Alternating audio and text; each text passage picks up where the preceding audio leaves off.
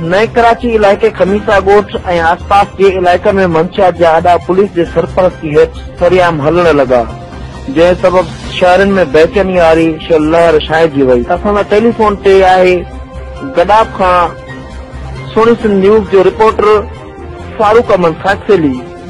जी फारूक अहमद खाकसेली, वधीक नई कराची के इलाके खमीसा गोठ ऐं आसपास के इलाक़नि में मंशियात जा अॾा पुलिस सरपरस्ती हेठि सरियाम हलण लगा।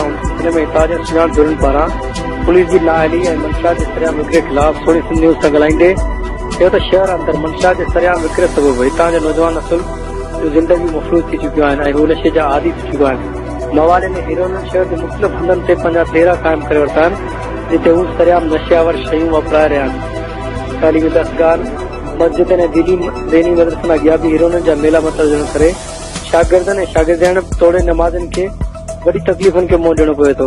सॼो ॾींहुं हीरोइनियूं घिटियुनि रोडनि रस्तनि ऐं चौकनि ते टोलनि जी सूरत में नज़र अची रहिया आहिनि।